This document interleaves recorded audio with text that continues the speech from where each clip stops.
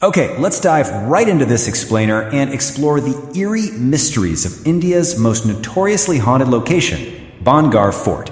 For decades, this massive ruined city has been completely wrapped in terrifying rumors of spirits, dark curses, and unnatural phenomena. But today, we're going to peel back the layers and uncover the absolutely fascinating science of how our own psychology, mixed with some environmental physics, actually creates the ghosts we think we see. Right off the bat, we have to talk about this incredibly ominous, real-life warning board posted right at the fort's main gate. Notice it isn't put there by some superstitious local folklore group. This is straight from the Archaeological Survey of India, strictly forbidding anyone from entering the ruins at night. I mean, it immediately sets a tone, doesn't it? It really makes you wonder what exactly the government is trying to keep us safe from. Because tourists and night guards constantly claim to hear women crying, see dark shadows darting between the ruins, and feel this heavy, almost suffocating dread in the air. Which begs a pretty chilling question. How does a thriving 16th century city, a place once bustling with 9,000 homes, magnificent temples, and a towering 7-story royal palace, just lose its roofs and become a literal ghost town where no one dares to stay after dark? Well, if you ask the locals, you get some highly dramatic legends. One story blames the whole thing on a hermit named Baba Balunath, who supposedly allowed the fort to be built on one condition: its shadow could never touch his dwelling. Eventually, a ruler built the palace a little too high, the shadow fell, and bam, the city was cursed.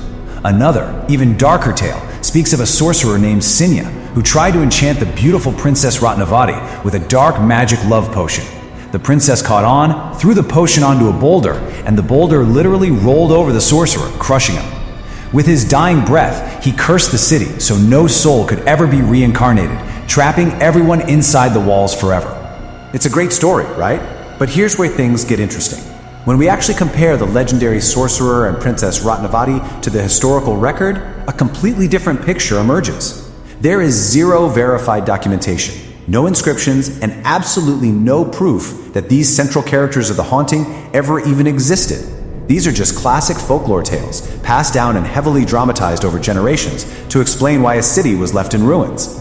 Section 1. The Infrasound Illusion, the Science of the Unseen. So if the magical curses aren't real, why are so many completely normal people genuinely feeling terror, dizziness, and the distinct sensation of being watched when they visit?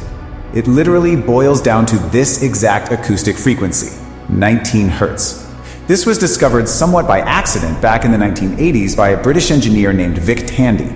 He was working late in his laboratory one night when he suddenly felt incredibly cold, broke out in a cold sweat, and felt a profound, heavy sense of dread. He even saw a gray shadow figure out of his peripheral vision. Terrified, he left, totally thinking he'd seen a ghost. But the next day, he realized a newly installed extractor fan in the lab was vibrating at exactly 19 hertz. When he turned the fan off, the ghost completely vanished. This whole phenomenon is known as infrasound. These are sound waves below 20 hertz. While your ears cannot consciously hear these incredibly low frequencies, your body absolutely feels the physical vibrations. In fact, your eyeballs can actually resonate with this frequency, which is what causes you to see optical illusions or weird shadows. It triggers this biological, evolutionary response of pure anxiety that perfectly, and I mean perfectly, mimics a paranormal encounter. Now bring that concept back to our haunted fort. Bhangarh acts as a massive, completely natural infrasound generator. Why? Because it sits squarely in seismic zone 4 in the Aravalli Hills, which is a high earthquake risk area. Frequent minor earth movements and falling rocks combined with the wind howling through hundreds of roofless, jagged stone ruins constantly produce these invisible, fear-inducing 19 hertz waves. You aren't feeling a ghost, you're feeling the literal vibrations of the earth and the wind. Moving on to Section 2, the power of suggestibility, priming the brain for fear. Because honestly, infrasound is only half the puzzle. We really need to explore the psychological side and see how our own expectations manufacture a supernatural experience before we even step foot in the fort. Take a look at this revealing data from Goldsmiths University's 2008 Haunted Project.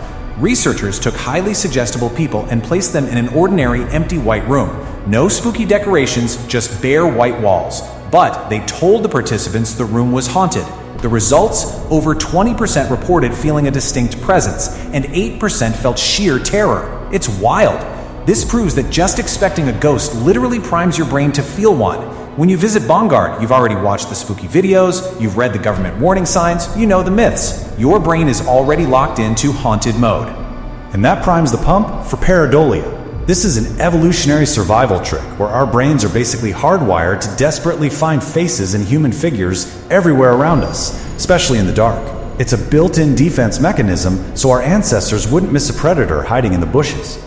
We see pareidolia in action all the time. Remember that famous 1976 Mars satellite photo where the whole world thought they saw a massive human face? It was just a trick of light and shadow on a mesa. Well, tourists walking through the dark, jagged ruins of Bhangarh are doing the exact same thing. With a primed imagination and the sheer anxiety of infrasound pumping through them, your brain will naturally, almost automatically, perceive ordinary shadows, broken pillars, and dark corners as lurking ghostly figures. Alright, Section 3. The real nightmares. Beyond the ghosts. So if we've comprehensively debunked the ghosts using acoustic physics and evolutionary psychology, we still have to ask, what is the actual terrifying truth behind those strict warning signs? If it's not ghosts out there in the dark, what is it? Well, the real danger is entirely flesh and blood. First off, navigating a crumbling 16th century fort in the pitch black is just incredibly dangerous. But more importantly, the fort is located just 50 kilometers from the Sarasket Tiger Reserve. At night, those ruins are prowled by panthers, leopards, and hyenas. And here is the kicker. A hyena's call famously sounds exactly like human screams or a woman crying in the dark. That eerie wailing tourists are hearing, it's definitely not a cursed princess. It's a hungry predator. And the true tragedy of why Bhangarh fell wasn't a magical curse at all. The city was founded in 1573, but it slowly declined due to normal shifts in political power, eventually being conquered in 1720. The final devastating blow came in 1783 with the horrific Chalisa famine. This extreme drought forced the remaining residents to completely abandon their homes in a desperate, last-ditch search for water and food. They didn't flee from a dark sorcerer, they fled from starvation.